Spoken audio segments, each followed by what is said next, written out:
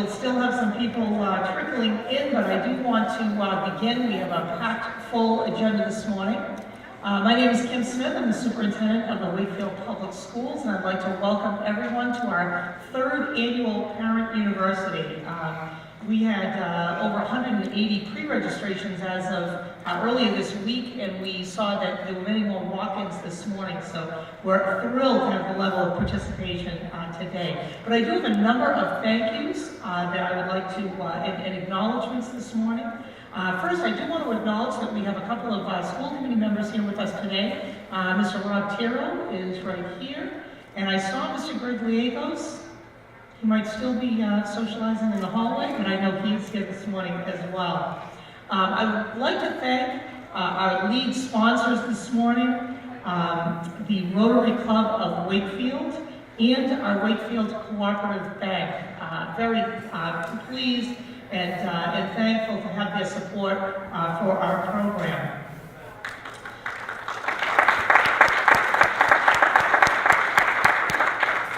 My special thanks to the Parent University Committee.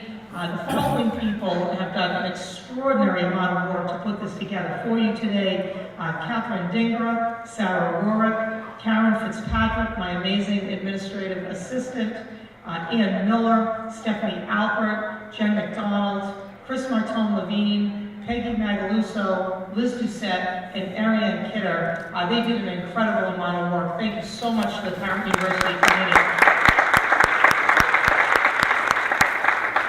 Also, special thank you to some of the Wakefield organizations that did a lot to help us fund today's program and certainly support us in a myriad of ways. The Wakefield Parent Partnership, Wake Up, and the Wakefield Health Department.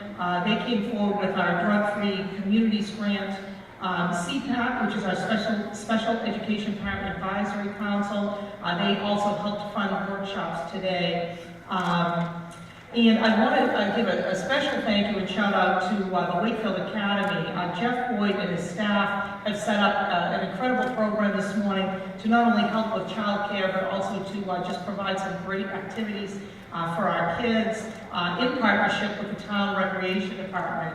We have Sport Zone is here, Miss Kristen's Dance is here, the Kids Test Kitchen is here, and they're all have some great activities. I saw the kids watching some movies this morning, so the kids will be entertained. I don't know if they'll get the kids to leave this morning. They're going to be having so much fun. And then just a very special thank you to the Wakefield Public Schools administration, faculty, and staff who are presenting at today's workshops. Even if you can only get to 2, I'm sure you can appreciate the number of things we're offering this morning because our faculty and staff and administration have come forward and agreed to present some just great topics and prepare them for you today. I'd also like to thank our high school and middle school student volunteers today. You can see them everywhere. They'll be helping you find your workshops and finding your way and registering and helping out with the kids today. Very much appreciated. We've got high school students in the booth running the sound and lights. We have the TV studio, students from the high school program filming some of the speakers today. So very much appreciated. I'd like to thank the Wakefield BB Library for their support and participation today, WCAT for filming this morning's keynote speaker, and that way we can present it again for people who are not able to attend. Honeydew Donuts and the Wakefield Public Schools Food Services provided the food, the coffee, and I saw some really healthy snacks out there this morning. Certainly all of our participating vendors and our raffle sponsors. We've got some great raffles that we will be doing at the end of the program today. So once again, thank you to everyone. Because you just walked in the room, I want to again thank our lead sponsors, the Wakefield Cooperative Bank this morning, and the Wakefield Rotary Club. Thank you again. So today's program, we begin with a keynote speaker that you're really going to enjoy. I'll introduce him in one moment. And then we have our first workshop. We'll begin at 9:40 a.m. and that will be about a 15-minute 5:0 workshop. Then we'll be taking a coffee break for half an hour at 10:30. I invite everyone to come down to the cafeteria, have coffee, donuts, snacks, and enjoy all of the vendors. We have some great vendor presentations for you this morning as well. So make sure you come down at 10:30. And then after that half-hour coffee break, you can head to a second workshop, which will also be 50 minutes. And I think you'll really enjoy that. And then finally, when that is all over, make sure you come on back at noon for just a quick raffle drawing. We've got some great raffle prizes for everyone that is here today. So there was an awful lot of thank yous, but it took an awful lot to put it together, and I think we have a great program. So today's keynote speaker is Mr. Jack Agati, is with me today, and the name of his presentation is That Explains Everything. And what we're talking about is birth order, which I've always been fascinated by. This is something that this morning, I think a lot of you will be thinking about your children, but I'm sure you will also be thinking about yourself. I was telling him and asking him for a little diagnosis today. I'm actually number 2 of 4 children, but I'm very close in age to the oldest. And I said, I think I took on the personality of the oldest child. And he said, yeah, you definitely pushed her right out of the way. So I don't know. I guess I will learn more about myself this morning, as all of you will. But it's a really fascinating topic. It really helps us understand our kids better at home. It helps us understand our kids better at school. And even teachers, I see lots of our faculty members in the audience. It helps us understand who we are as teachers. So without further ado, I think you're really going to enjoy this morning's program. Mr. Jack Agati, and that explains everything.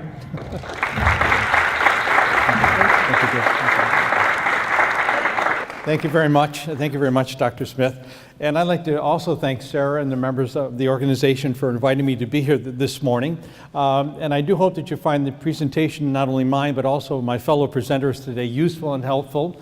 And hopefully if you do, then please let the people that really put together this program, let them know how much you appreciate their efforts. Of course, on the other hand, if you find it a total waste of time and wish you were home watching basketball, then take it up with them personally afterwards and let them deal with it.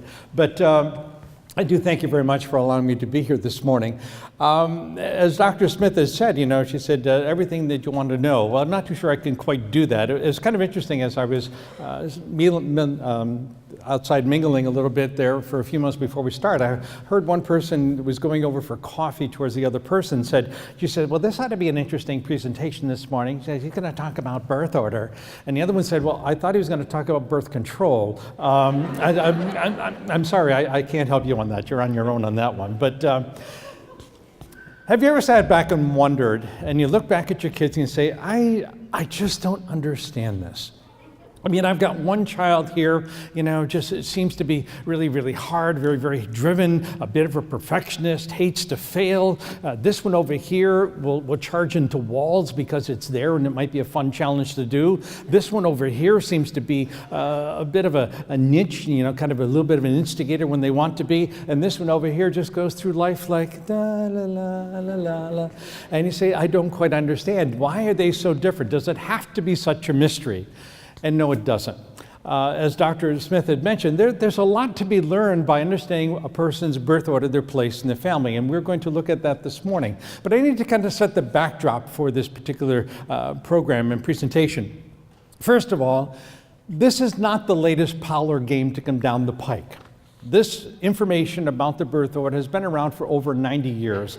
It was originally the work of a gentleman by the name of Dr. Alfred Adler, and he based this information upon what he called a social truth. And I'd ask you to please consider this and hopefully accept it as I do, and that is that we are all very much social beings. And as such, we're all driven by a very powerful and a very, very motivating force in our life, and that is our need to belong. Our need to fit in, our need to have a sense of welcome and acceptance with the people and surroundings that we find ourselves with. It is a need that we have from the moment of our first breath until our last moment, that need to constantly fit in and belong. Now, what happens is over the years, we've developed different styles, different ways of behaving and acting. And when you think about it, the social group, the social organization is always changing. For example, the family of the firstborn child is very, very different from the family of the last-born child. It's not the same situation. So every time you add a new one, you kind of change the dynamics a little bit. And that's what we're going to look at today, the commonalities that we share with one another, even across generational lines, based on the common experience being someplace within the family. Now, had we been time, and this was more like a full-blown workshop, what I would do is I would break us up into 5 groups based on where you were in your family. But since we don't have the luxury of that time right now, what I'm going to have you do, if you would, just for a moment, is I'm going to mention your birth order, and then I'm going to have you, if you would, just stand up for a moment, and then I'll talk about you. So we have to start someplace. And obviously, as we're kind of going through these things, obviously, as Dr. Smith has said, please think of your children. Think of people that you work with, people that you work for, people that work for you. Think of people in your social organizations, your committees.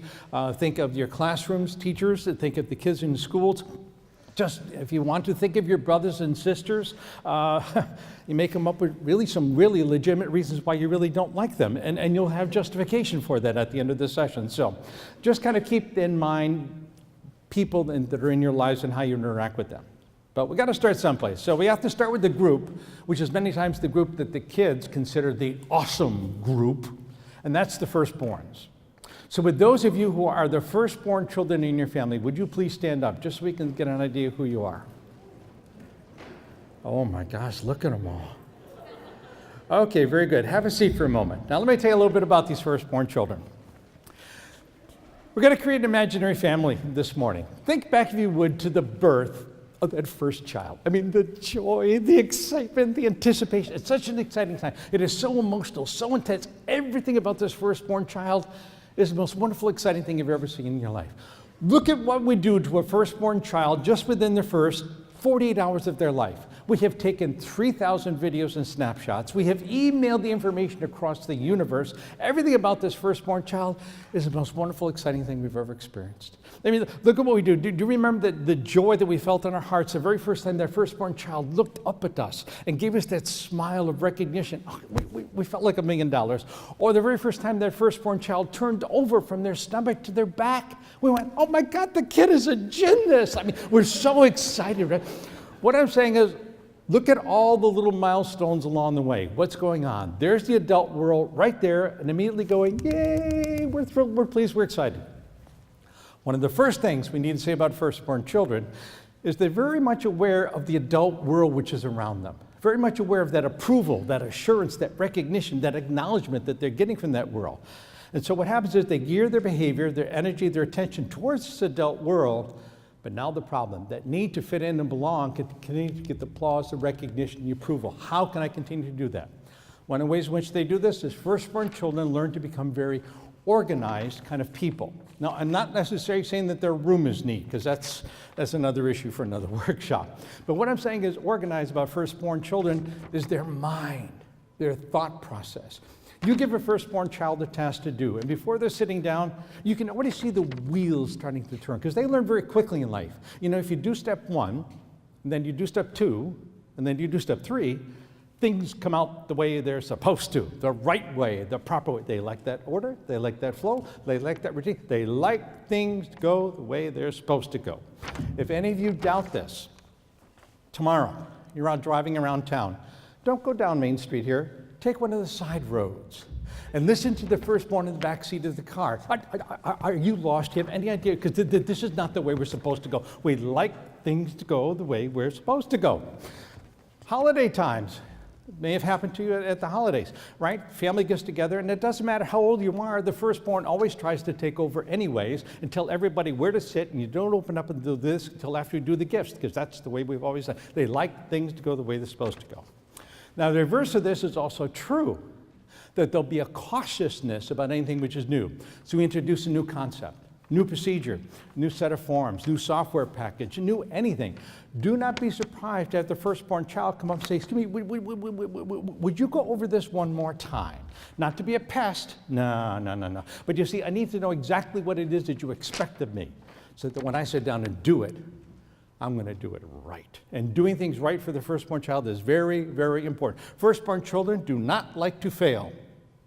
And you also may have noticed they do not take too well to criticism. That's another story. Give you an example. Ma'am, you were a firstborn child. What's your first name? Maeve Conway. I'm sorry. Maeve. Maze? Mesa. Okay, very good.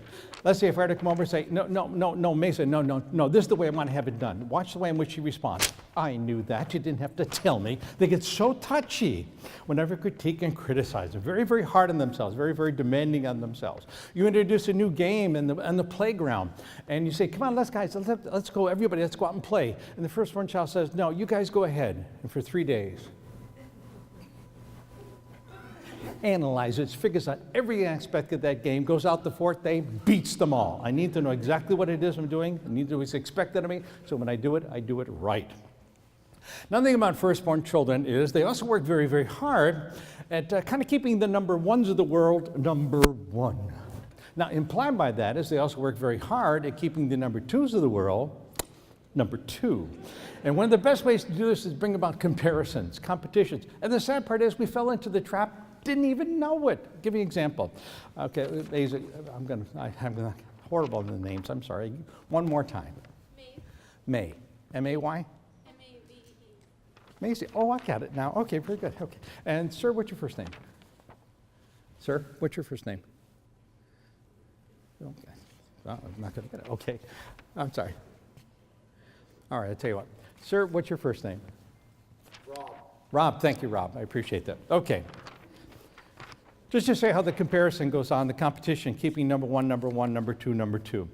Kids from home from school, they have their papers. We're very proud. We put them up on the refrigerator. All of a sudden, firstborn Maisie walks by, sees number two Rob's paper, walks by and says, oh, wow, Rob, you did a really great job on that math paper. Yeah, my God, you only missed 7. That was good for you. In fact, I'm so organized, I kept that paper from 2 years ago, because we firstborns throw out nothing. It says, see, now there's the proper way to do the problems. And oh, by the way, would you like some help? Now, we're in the other room, we hear this, and we say, isn't that nice? The older sister is offering to help the younger brother. Why doesn't the younger brother want the help? Because the intent is not so much to help as much as it is to go, don't forget who was here first.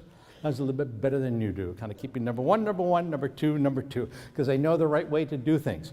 Have you ever noticed the firstborns? They're good bosses, they're good leaders. Do you know why? Because they know what's expected, they know how to get the job done, do it my way, we would have no problem. Which is also one of the reasons why, by the way, if you ever notice firstborns, we do not delegate well. We do not, because we know we're going to have to go back and do it the right way, our way anyway, so why waste your time asking somebody to do it the wrong way? It becomes a kind of a vicious cycle that they kind of get locked into there.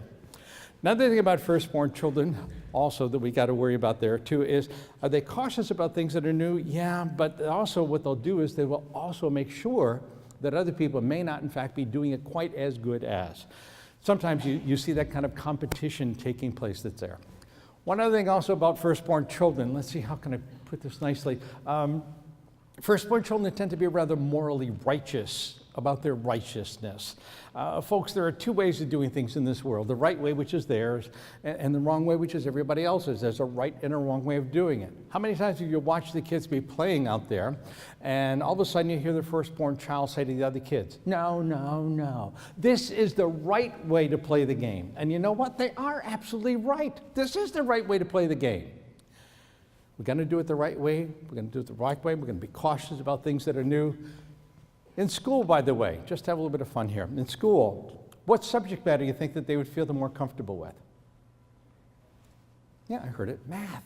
Yeah, because it's very organized, it's very consistent. I know if I'm right, I know if I'm wrong. It's that consistency of doing things. They like things to be the way they're in fact supposed to do. Okay, let me leave firstborns alone just for a few moments, because we have to talk now about the group which is breathing down the firstborn's necks. And that's the secondborn child. But here's the catch before you stand up. You are the secondborn, you are the next to the oldest, but here's the catch. There are 3 years or less between you and the firstborn child. So with those of you who are secondborns within 3 years, would you please stand up so we can get an idea who you are? Okay, very, very good. Excellent, okay, have a seat. Now, secondborn, they suffer from a condition. It's not a terminal one, but it is a condition. It's called the Avis complex. We try harder. And they do. They try awfully hard at keeping up with the number ones of the world. The problem is, if the oldest are so good at so many things, and they're always telling all the things they're good at, it's very hard for the second-borns to be seen as equally as good as. And so what happens is the second-borns are faced with this dilemma. What should I do? Should I keep ramming my head up against Miss Perfect, Mr. Wonderful, or do I become the opposite of the first? You like vanilla, I like chocolate. You like hamburgers, I like hot dogs. You got a neat room, mine's a disaster pit. Firstborns walk into a new situation, very first day, how do they behave? A little bit cautious, a little bit laid back, gonna get the feel, the lay of the land, figure out who, what, when, where, how. Secondborns, they walk into the same new group of people, new situations. Hi, my name's Jack. Barges right in there. There's a little bit more of a boldness. There's a little bit more of a risk taker. There's a little bit more of a gambler than there is in the second-born child than there is in the first. But you have to understand, they can afford to be the risk takers. They can afford to be the gamblers. I'll give you an example of what I mean by this. Who is a second-born male? I should have a name there. Who's a second-born male? Somebody back here? Oh, okay, what's your name? Doug. Doug, okay, perfect. Okay, here we go. First of all, Maisie, it's your firstborn child, it's your birthday. And you just got yourself this brand new two-wheel bike. Oh, beautiful two-wheel bike. And you've had the training wheels on, you've had secret practices for the last 6, 8, 10 weeks, 2 summers, whatever's taken to do it right and do it perfectly. And after 2 summers, Maisie finally says, oh, okay, Mom, Dad, oh my God, take the wheels off. I know it won't fail, a little wobbly, but you do it. Doug, second-born child, you come along now, and it's your birthday, and you get a two-wheel bike. Hand me down. And it doesn't matter what the sex is, you get it anyways, it doesn't matter, right? Training wheels only been on for 3 minutes. You see the firstborn going down the drive. Secondborns, what do you yell? Take them off. Why not? Because if I succeed in doing it, it took you 2 summers. I learned how to do this in 3 minutes. And if I fall, of course, what do you expect? You're older than I am. I can afford to take the risk and the gamble. If I succeed in doing it, great. And if I don't, so? Nobody expected me to. One of the things I'd like to say about second-born children is they have potentially a great deal to gain through the competition, but hardly anything to lose, which is very different from firstborns, who potentially have a great deal to lose through the competition. Now, I know you firstborns, you're sitting back and saying, well, wait a minute, Jack, we're the firstborns. We're number one. We're the people. We're the competitive people. You know, we're the true competitors.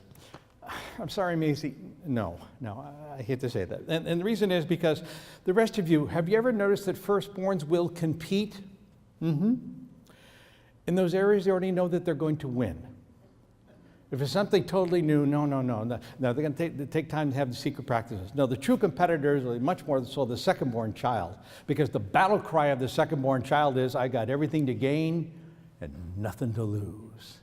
And when you think about it, that's very freeing. Everything to gain, nothing to lose. Now, here becomes, as Dr. Smith mentioned, one of the exceptions to the rule. Many times, but not always. Many times, especially if the firstborn is a boy and the secondborn is a girl, the girl will come over the top, dethrone, and take over top spot from the oldest. And 1 or 2 of you, I can see smiling, saying, yep, I nailed that sucker. Okay. Sarah had asked if I would speak about my birth order. I will. I am a dethroned oldest. I'm the oldest of 4. I have 3 younger sisters. Not only that, I'm also the oldest, the only male, and the only grandson, mind you, in an Italian family.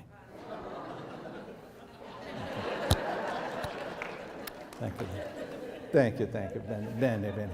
Now, if you know anything about those Mediterranean-type families, that's about as close to God as you're going to get. It really is, right? The unfortunate part of my sister, Mary Jo, who's 19 months younger than I am, actually we call her Saint Mary Jo, she did not believe in the divine right of kings, and she was willing to challenge my position, my place in the family. I can remember the day she started to win the competition. We were sitting at the supper table. Let's face it, supper tables are very dangerous places. I can remember sitting at the supper table. My father sat at the head, and I sat at the right-hand side, which obviously is where the heir to the throne is supposed to sit. Now, those of you who are not firstborn just saying, of course, Jack, that's the privileged seat. Well, those of you who are firstborns like me, you know that's not the privileged seat. Because if something went wrong around that table, what happened to us? You got it. Ba-boom, right? And that was usually followed by what words, firstborn? Say them with me. How many times did we hear those words?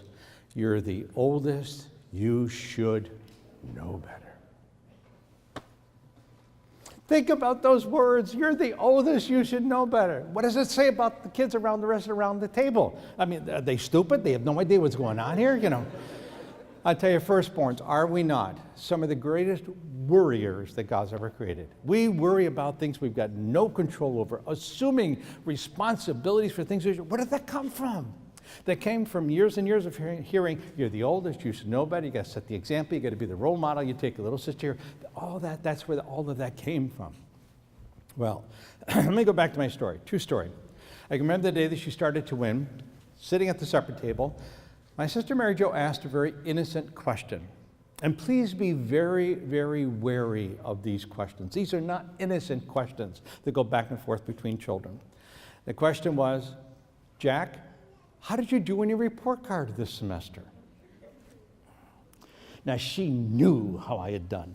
And after I got the yelling, I got the lecture. Eventually, my mother, usually it was my mother, would turn and say, well, Mary Jo, how did you do? Oh, I'm glad you asked. All A's, ones in conduct, ones in the competition was locked. Folks, you saw it this morning, for heaven's sakes. You know, you turn to your oldest child and you say, you know, would you please get up and turn the TV over to channel 4? And before their feet are even on the ground, there's good old number 2. I'll do it for you, Mother. Thank you, Mary. You're welcome. And before and as you're about to ask your firstborn to do things, there's number 2, Mary, right there anticipating your wishes and doing a great job. After a while, you get so frustrated, you go up to your firstborn child and you ask them to do things and they start to grumble. I don't want to do it like Mary does. She does everything else wrong. And if we've had a bad day, we'll find ourselves going up and saying, look, I don't need any more grief and aggravation out of you. And why not? Because now you've got good old, reliable, trustworthy, don't worry, you can count on your number 2, Mary Jo. They switched roles. You live with, you work with a firstborn that doesn't seem to fit a lot of characteristics we spoke about. There's usually one or two reasons for that. Firstborn reason is, look behind them. There may in fact be a second child who's coming on like gangbusters. Or, and I think this is the more discouraging of the two reasons, sometimes we firstborns, we will set such high levels of expectation for ourselves, so high, then rather than try something and have it possibly not be perfect, rather than try something and have it possibly fail, it's almost safer not to try at all. And we withdraw from the competition. Now the problem is we got a void on top. Who's going to fill it? Person with everything to gain, nothing to lose. Very, very competitiveness in that first, second-born child. Question may be asked, well, what happens if the firstborn is a girl and the second-born is a boy? Will the boy dethrone, take over top spot from the girl? Nah. No, unless that firstborn girl is a total washout, a total loser, it's just not going to happen. I don't know if any of you were involved in early childhood education, but we know this for a fact. Girls develop much quicker than boys do. I mean, let's face it, gentlemen, we've got a problem. Actually, we have a few of them. But one of them is we don't catch on to about the age of 38. I mean, it's just a major, major deficit that we have. You got two on top, both the same sex, first two are girls or first two are boys. What you do there is draw a line, divide the world in half. Because this one's going to take this half, and the other one's going to take the other half. But if that first one starts to stumble, falter, make some mistakes, show some hesitancy, and that second-born smells blood in the water, they always want a little bit more than their 50% because they got the hustle drive to go after it, because they're driven by the words, they got everything to gain, nothing to lose. Very, very competitive kind of situation. All right, how about my middles? Now, before you stand up, real quick, you're not a firstborn, weren't the next oldest within 3 years, obviously you weren't the youngest, you were someplace in the middle. So would you middles please stand up so we can see who you are? Okay, all right, very good. Okay, very good, thank you very much. I don't know if you've ever noticed when kids are born sometimes, usually it's Uncle Harry or somebody like that in the family, says things that are rather kind of stupid when you think about it, and says, you know, I wonder what the first word this kid's going to say. Let's take a bet on it. Okay. Well, folks, you will not lose money if you bet with Uncle Harry that the very first word that middle child's going to say is, it's not fair. Because it isn't. You know, mom's got one, dad's got the other. Who's got me around here? Look at those firstborns. Look at all the things she could do. And it's not fair. I could do it just as well as she can. Then they turn around and say, look at those youngest. Oh, God, they're having fun. I used to. Well, middles, do not fret, do not worry. You have been blessed. And I really, really mean this. Middle children have developed this sensitivity, this awareness of other people's feelings and moods and the tones and the subtleties of things that are stronger in you than it is in the rest of the group. If you ever notice, we can be having a miserable, horrible, rotten, awful, stinking day, and that middle child will come walking into our room and immediately sense the kind of mood that we're in, and just through their gestures, the manners of their eyes, they can express 100 words worth of empathy, understanding, caring. They can make us feel good because here's somebody that knows what we have been through. There is an intuitiveness about you middle children. They can also walk in from outside, immediately sense the kind of day we've had, slam that door just right, and send us right through the ceiling. Middles know where the soft spots are. They know where the buttons are to push. They know how to get people going. Some of the best instigators you will ever meet in your life, middle children. Oh, they have a field day doing it. If you ever notice, I mean, they can have a lot of fun. So let me give you an example. What's your first name, dear? Kara. Kara, and your first name? Randy. Okay. Here are my two friends, Kara and Rainey. I'm a middle child. I may go something like this. Kara, have you heard what Rainey's been saying about you? I mean, I wouldn't believe it, but if I were you, by the way, no, Rainey, do you know what Kara just said? And before you know it, there they go at it left and right. Where's the middle child? Yeah, stepping back saying, isn't this something? I mean, they're friends. They should be getting along together. If you ever notice, middles have a great sense of timing. They know how to get people going. Remember back to your high school days, there was a term called the catalyst? The ability to get in there, stir the waters up, and everything change. That's the middle child. They get in there, stir the waters up, kind of step back, and just kind of let things kind of go. Masters at being able to do that. They really are. Some other things about middle children, not only are they kind of good at that kind of instinct, but they're also great lawyers because they can see the unfairness of anything. And like a great lawyer, they can usually argue both sides of the case at the same time and never lose because they argue things on the principle of the things. See, we firstborns, we argue because we know we're right. They just argue just to drive us crazy, and they have a field day. They love to do that type of thing. Great mediators, great compromisers. By the way, middle children, not of your principles, not of your beliefs, no. But one of the beautiful gifts that your middle children are blessed with is this, your listening skills. A middle child can come walking into any situation and immediately get a sense of what's going on. They can see the point that you're raising. They can see the issue that you're trying to make. And like the good middle child, they can usually take both of those arguments and put it together into an agreement that surprisingly everybody else can live with. Great ability to bring people together. Masters of being able to do that. Some other things also about middle children, not only mediators and compromises, but also they have that ability to kind of flow in and flow out. They have their impact, and then they kind of pull out and let people go at it. They're really, in that sense, very, very flexible. Middle children are very, very adaptable, durable. Middle children are tough, but they've got to be because they are, in fact, born into the middle of things. Some other things also about middle children. Some of the best guilt trippers you'll ever meet in your life. Oh, they can lay the guilt on better than anybody. They can. Let's say at the end of the year, Dr. Smith, you want to show your appreciation to the staff and to people for all their hard work and effort. You know, just be nice and everything like that. And so you decide to do something special, like give them a pen or some other slimy trinket. I don't know, whatever you've got in mind. It doesn't really matter. But watch the way in which people respond when you give them something based on their birth order. It's fascinating. Because you give the pen to the firstborns. How do the firstborn respond in front of the authority figure? Oh, thank you, how much, kissy, kissy, love, love, love. Oh, it's okay, we won't get into that. Okay, then you give the pen to the oldest. How do they respond? That's nice. Yours any better than mine? It's got to be checked. It better be fair. It better be about the same, right? You give a pen to the youngest. What do you say? That's it. No party. We're not going out for drinks. Youngest are not into homage and adoration. But then you give the pen to the middle child. Oh, thank you very much.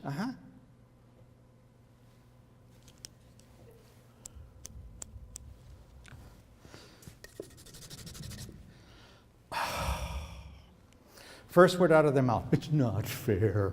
They find the one penner's clicker doesn't work or it's out of ink, and a word that's not fair is usually followed by what words, middle children? Why does it always happen to me? 58 pens, and you had to give this one the busted one. How many times have you heard your middle child say, you never spent half as much time with me as you did my older brother, my younger sister? Sit down next time. Add up the number of minutes that you've spent arguing with them. It's the same amount of time. They just don't see it that way. As I said, for all their sensitivity and awareness, though, middle children are very much the Mr. Child among us. I should ask, do you still have town meetings? Do you have a town meeting here in Wakefield? You do. Town meetings are the World Series for middle children. It really are. They really are, because it's amazing. Here we are, the moderator, we've been meeting for 13, 18, 74 hours. Everybody's tired, everybody's exhausted. And, oh, wait a minute, I got to find, okay. I don't want to pick on Dr. Smith. Who's a middle child here? I need a middle child. Come on, somebody be honest. Sir, what's your last name? Callahan? The problem is I just recently got these hearing aids and I don't hear a darn thing anymore. Okay. All right. Well, for the time being, you're the Callahan. Okay, so here we are. We're meeting for 16, 18, 40 hours at the thing, and everybody's tired and fed up. And finally, the moderator says, okay, now, before we leave here, is there anything else anybody else wants to say? And all of a sudden, this hand goes up in the back row, and everybody looks and goes, oh, because whose hand is it? It's Callahan's, And he asks this question, everybody goes, what the? But if you stop and you think and you listen to what he's really saying is, whoa, wait a minute, everybody. Think about this. Is this exactly what it is we want to do before we leave here? That's that independence of thought. We need middle children in our lives because they do see the world through a different set of eyes. They do, in fact, cause us to stop and think about what's going on here. It's a beautiful, beautiful skill. You drive us crazy, but we truly need middle children because they do see the world through a different set of eyes. Very, very much so. Okay. Now, where are my youngest? Youngest, would you please stand up so we can see your youngest? Okay. All right, very good. One of the first things we need to say about you youngest children is you are by far the all-time best. Wait a minute. Let me finish the sentence. The best con artists and manipulators that God's ever created. I mean, if there's a group out there that knows people, it's you, and it have to be. I mean, look at the world through the eyes of a youngest child. Here they are. They're born into this family. There's mom, dad, brothers, sisters, cats, dogs. This is a going operation already. You better learn how to size up and deal with people very quickly, or you're not going to survive. And boy, if there's a group out there that understands what makes people tick, it's that youngest child. Great observations, great shoppers. And I don't necessarily mean going to a mall. That may be true. But great observation skills because they've been able to sit back, watch, observe, and learn. They'll sit back and say, ooh, now that is really stupid. What did he think Dad was going to do when he said that to his face? That was, now that's a good trick. I'll have to remember that when I'm 14. That'll drive Mom crazy. They have the advantage of learning from those older brothers and sisters what works, what doesn't work. Great observation skills. I tell you right now, if any of you are firstborns and you ever find yourself teamed up with a youngest child and you walk into a meeting and that youngest child says, whoa, Maisie, watch out for this person. Trust them, because that's how fast they size up the situation. That's how fast they read the group of people. Great observation skills you youngest children have. Absolutely fantastic. Great actors. Oh, great actresses. I mean, they've got such control of their face and their eyes. I mean, you can be disciplining them and they'll still give you that oh shock. I mean, it's hard to even stay mad at them, for heaven's sake. Great ability to get other people do things for them, especially what's being asked is so boring. Who cares? Yeah. Let's say you send we're going to send our firstborn children out pretty soon to say, rake up the spring raking, right? And they go out there grumbling and mumbling. They do a nice job of it. And you send out the youngest too, little Stevie. And Stevie goes out there and he goes, for all of about 2.5, maybe 3 minutes. And all of a sudden, young Stevie gives you one of these. I mean, the poor little fella. I mean, we've overworked the little guy, right? So we say, look, at Stevie, why don't you sit down? I'll get you a glass of juice or something like that. Michael, you want to pick up where your younger brother left off? Pick up. I'll throw him in the damn pile. I mean, but have you ever noticed how quickly the youngest recuperate? Because there you are, you're inside getting the juice for them, and all of a sudden you hear something like this out of the youngest one. Michael, yeah, you missed a spot over there near the trees. Yeah, don't worry, Dad. I'll make sure he does a good job for us. For us, youngest have that great ability to go from labor to management. Switch right over, no training needed. Masters being able to do that. Okay. What are the biggest complaints about youngest children? I got 38 bosses in this house. Always any bossing me telling us I'm supposed to do. And it's true, we did not bring your youngest children into the world to be a servant to the rest of us. But as a result of all that pressure, your youngest children have developed an interesting way of handling it.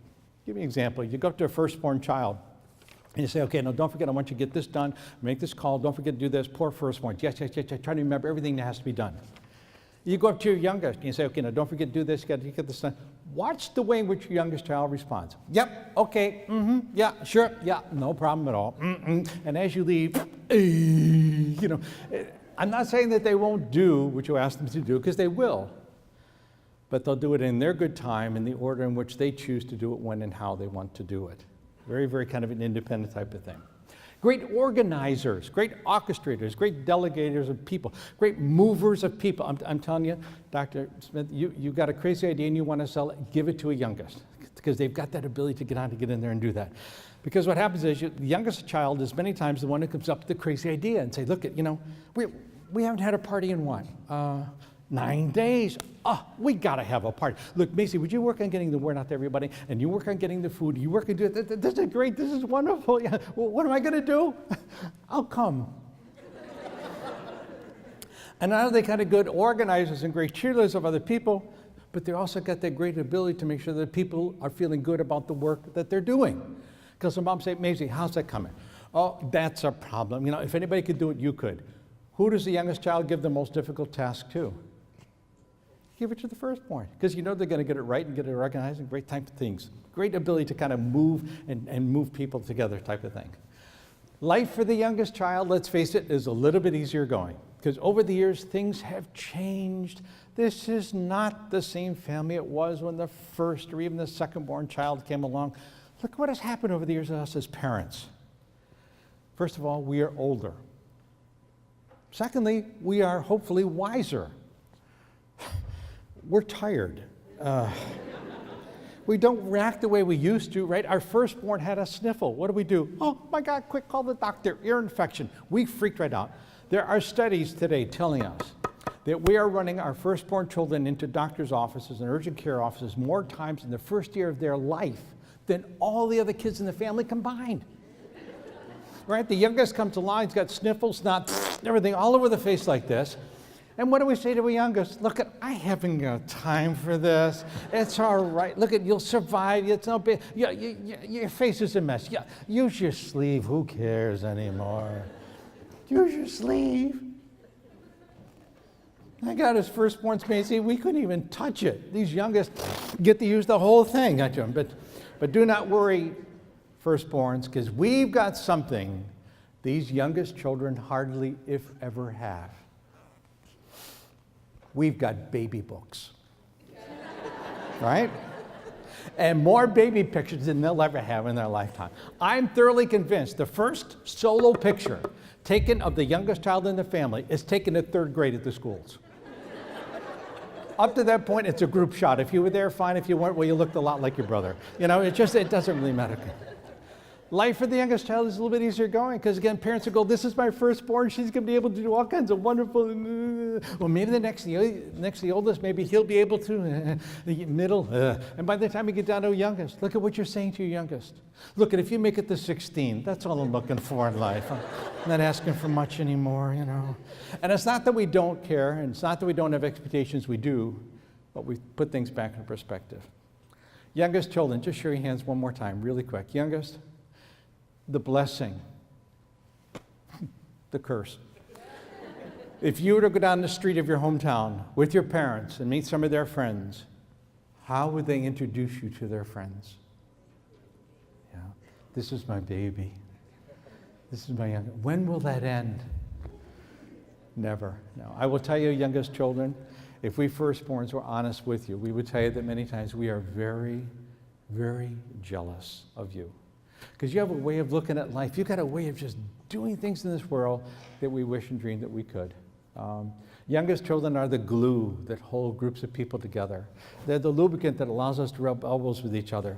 You youngest children, you have a very, very special responsibility within the birth order dynamics to really kind of help out situations like this. Okay, real quick. Only children, and we have more of them than we ever used to. Would some of you only stand up? We got any? We got one or two. Okay, very good. Oh, good, we got one. All right. Okay, thank you very much, sir. Only children have a lot in common with the firstborns. A lot of things we said, the structure, organization, all those kind of type of things also apply to only children. But there are some uniquenesses. One is that only children do not worry too much about that competition factor. Let me explain what I mean. You give a task to a firstborn child. They know they got 2, maybe 3 chances to master this before there's always somebody right there. But you give that same task to an only child. The only child says, no problem.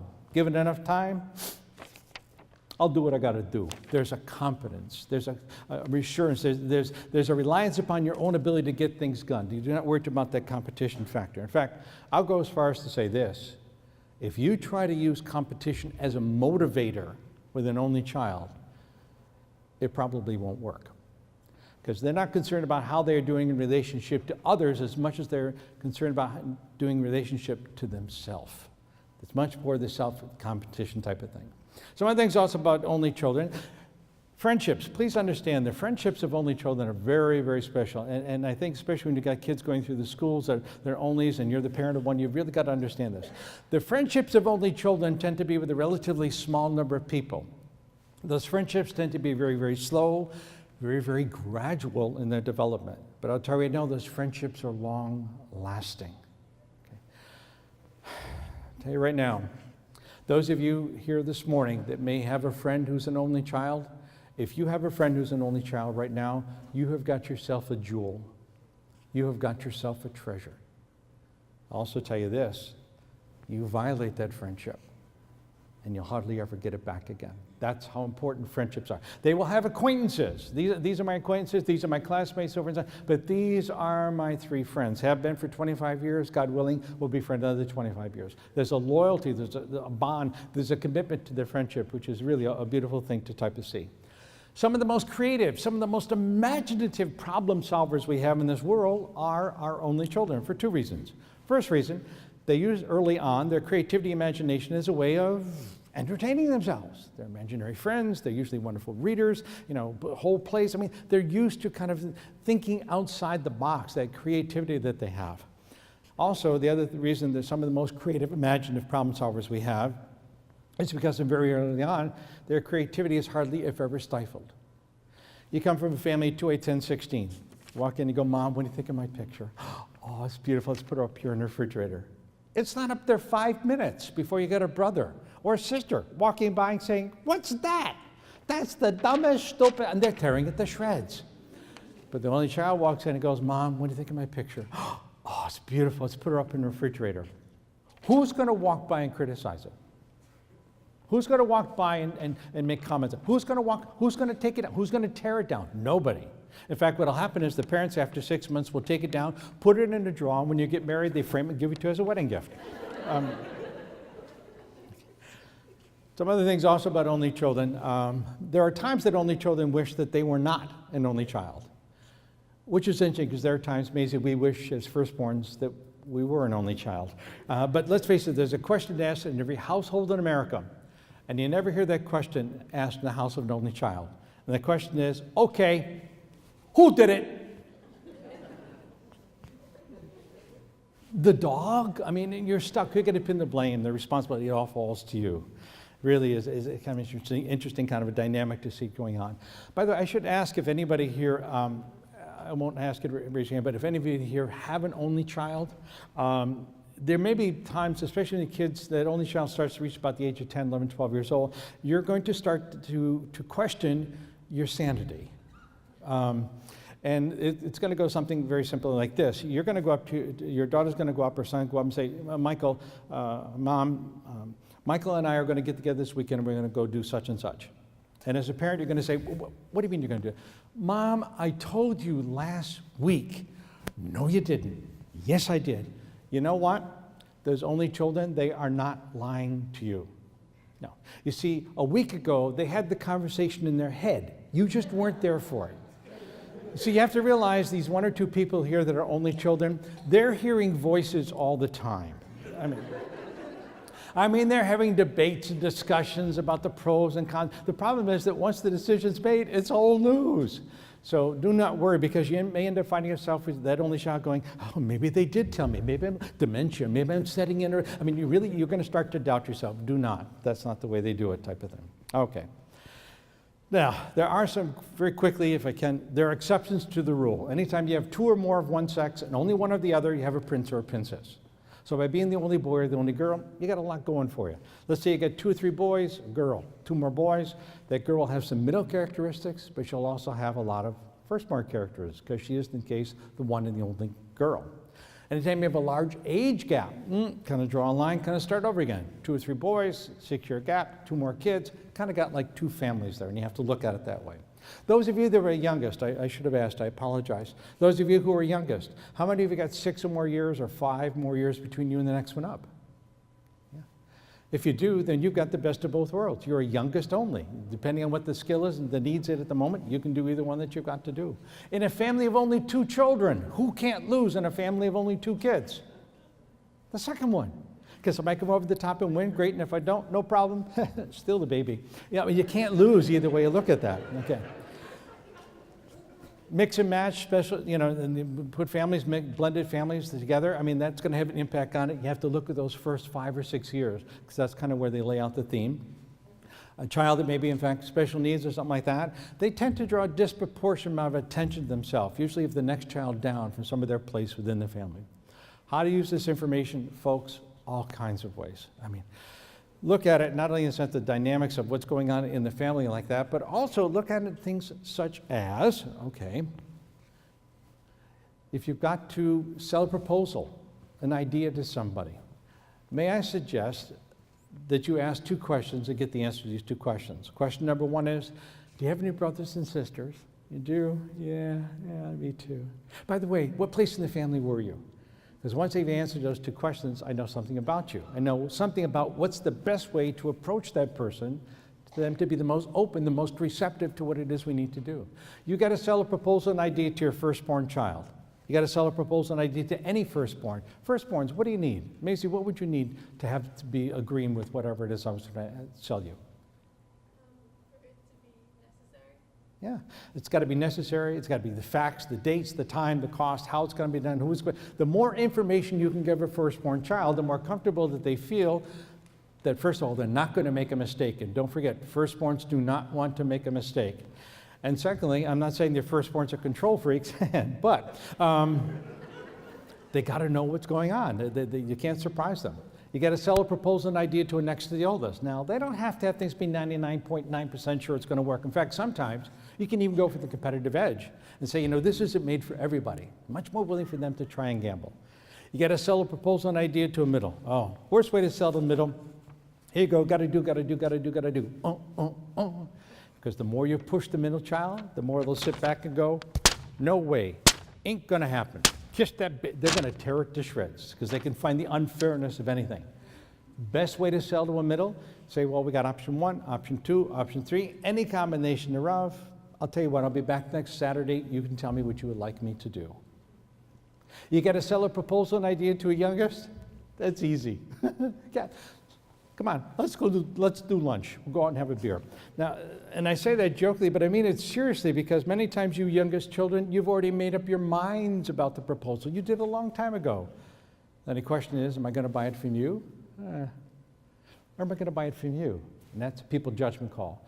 And those of you that are youngest children, and don't worry about your youngest children, those of you who are youngest, never doubt your instincts and judgments of people.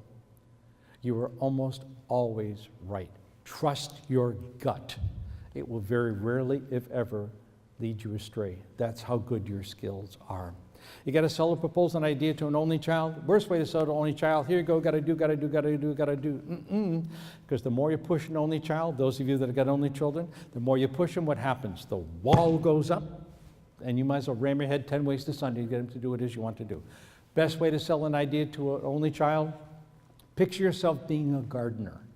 And I want you to go in, you plant the seed of an idea, and you step back, and you let it grow. Because what happens is 2 weeks later, they'll come back and say, Mom, I got this great idea. And it was the same one you had, but they came to it themselves. All I'm saying is be aware of the other person's birth order. What's going to be the best way to do it? It impacts teaching styles. It impacts learning styles. There's no right order. There's no right combination. Every single one of these positions in the family is absolutely beautiful. The question is, are we going to be able to tap into that natural style which is theirs?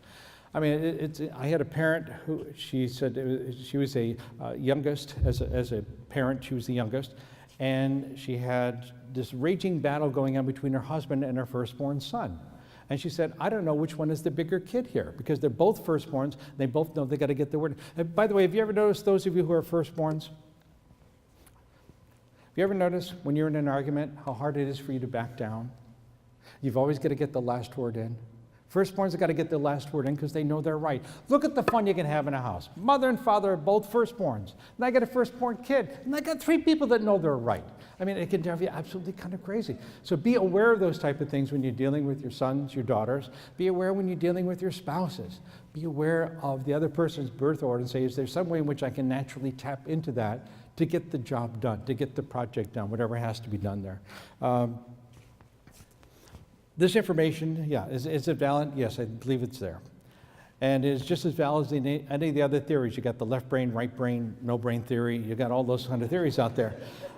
But the thing is, you see, in our busy days, we don't have time to sit down and give somebody a 2.5-hour psychological battery to find out something about them. They're here in front of us now. Find out something about them to start.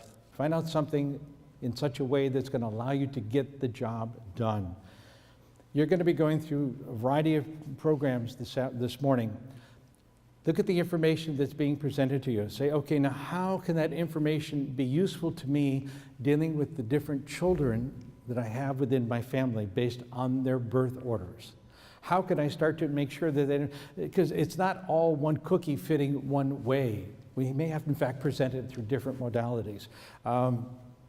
I know, myself being a dethroned oldest, I have a lot of oldest characteristics about me.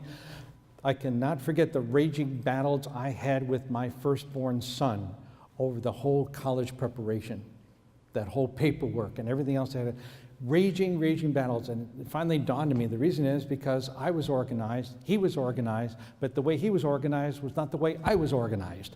And we had these major fights. I mean, it took us almost 6 months to kind of clear up the animosity and the anger we had because we were both firstborns knowing we were right and we were going to do it our way. Just be aware of the other person. Be aware of what's going through their mind as well. Folks, you've got a wonderful program set up. The fellow presenters got fabulous information to pass on to them. Take advantage of it. And the last thing I'll say is this, and I say this to the people that organize the Apparent University. This is beautiful. It's a beautiful thing that you've put together here because you are, in the truest sense of the word, a visual manifestation of what it means to be a lifelong learner. You're setting a beautiful example for your sons and your daughters. And I think that that's a very crucial lesson to see that they are always learning, that you are always learning, and that you are always open to new information, new things to do. Enjoy the rest of your day. Thank you so much for having me here, and I hope you've enjoyed it. Thank you.